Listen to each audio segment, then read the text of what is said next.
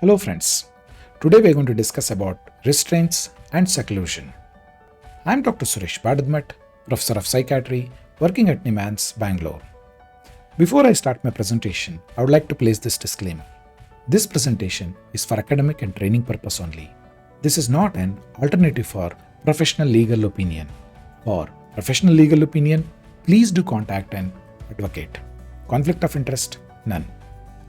The objective of this video is to discuss regarding the usage of restraints and seclusion under Mental Health Care Act of 2017, Section 97.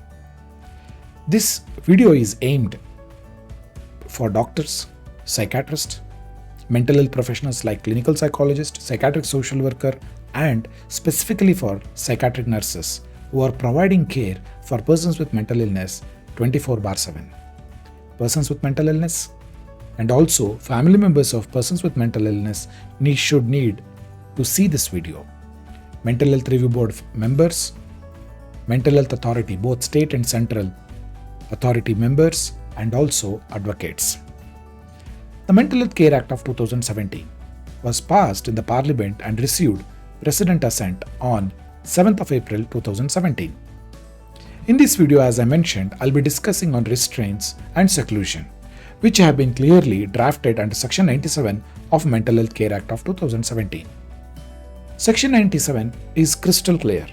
It says, a person with mental illness shall not be subjected to seclusion or solitary confinement. However, restraints may be used, but following conditions should be fulfilled.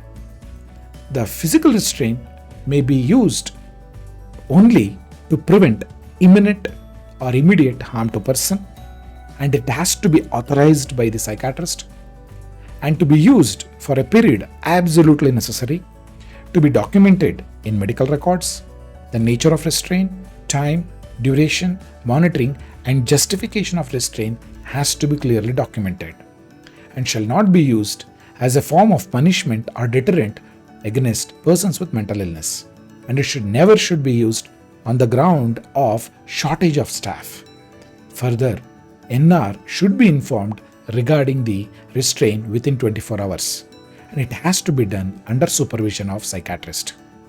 Every mental health establishment shall report to the Mental Health Review Board on monthly basis regarding the number of restraint and how it was done and how it is monitored.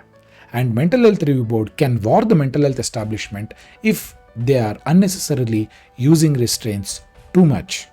At the same time, the Mental Health Care Act of 2017 also says that appropriate authorities will draft certain regulations with regard to restraint. Hence, Central Mental Health Authority have come up with a regulation on 18th of December 2020. The restraint is mentioned under Chapter 6, Regulation 18. Let's discuss about that. Regulation 18, which discusses about restraint, clearly says that periodic training of staff has to be done with regard to de-escalation and alternative forms of restraint. That means you have to teach them how to counsel the patient, how to do de-escalation. Those are the training has to be done to the staff.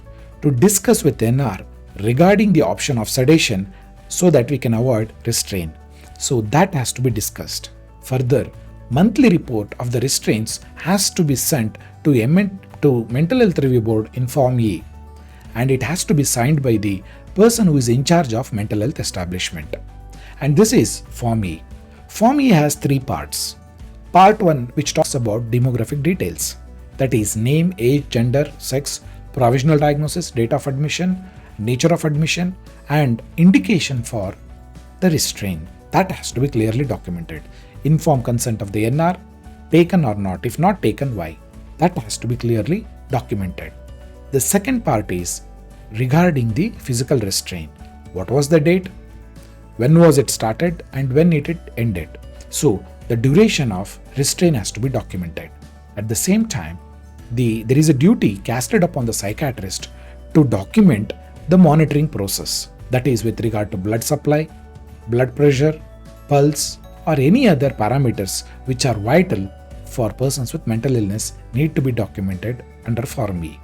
The last part of the Form E is mention the dose and the frequency of medication administered during physical restraint.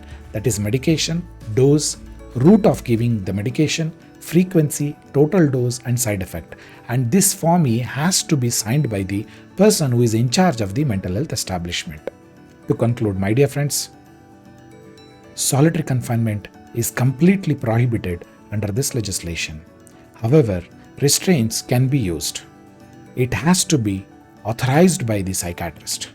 And please do watch about the prohibited procedure and also know about the restraint and educate and train all your staff with regard to de-escalation and alternative to the restraints. And please document all restraint and submit Form E monthly on first week of every month. Thank you very much for giving your valuable time. Stay safe.